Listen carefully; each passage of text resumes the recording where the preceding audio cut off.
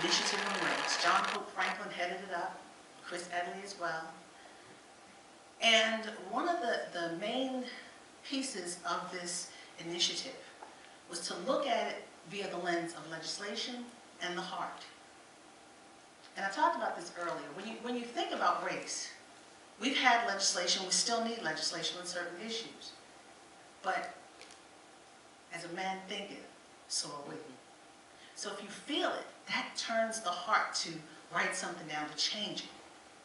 So we never got to the legislative piece because it was under a lot of muck and mire from a certain little impeachment issue. But during that time, you know what I'm talking about. We don't need to raise it up again.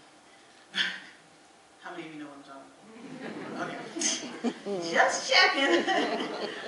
But during that time, Bill Clinton wanted to find out, could we as a nation change our hearts? Could we change our hearts? He put it out on the table. And one of the first issues, when you deal with issues of race in this nation, and when you talk about race, you think about the Native American. But the first issue that jumped out was the issue, the black and white issue. One of the oldest and toughest issues to deal with in this nation was a scab that was being picked at. So when you talk about race in this nation, when you talk about Bill Clinton and the race initiative, when you talk about that, you think about the issue of black money. Then you go back even further, slavery. So when you get into the weeds of it, when you talk about slavery, you talk about an apology. When you talk about an apology, you talk about reparations, right? So because we were a nation that really couldn't handle, we are hypersensitive as a people when it comes to all issues, but particularly the issue of race. We can't have civil discourse. We can't have civil conversation and talk about a heart issue. So Bill Clinton said, okay, I'm not going anywhere with this.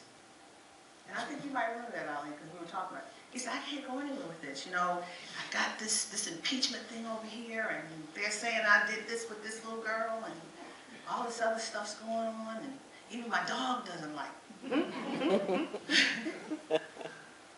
And that dog used to run around the White House hungry every day. He used to, Buddy, God rest his soul. Buddy used to run around the White House looking for food. They fed him once a day to keep him asleep and cute. He was in the trash cans all the time in the press briefing room. He would come down looking for food. And that's sad. The president had a box of milk bones on his desk, the Resolute desk in the Oval Office, and he's running around the White House looking for food coming in our quarters. What's that about? But I say all this to say, when you look at the issue of race and you deal with these issues, how do you handle it? So Bill Clinton said, okay, I hear you. There was such a groundswell. You had this man considered the first black president. And one of the biggest issues that has yet to be resolved in the black community about reparations. We were a country that paid off our debt. We had money, we had a surplus. And black people were like, well, what should we do? Should we get reparations? Should we take the reparations and use it for schools? Should we do this? Should we do that? There wasn't a coming together. There was not a collective thought in this. There was not a collective thought. There was not a collective thought amongst black leadership like Jesse Jackson,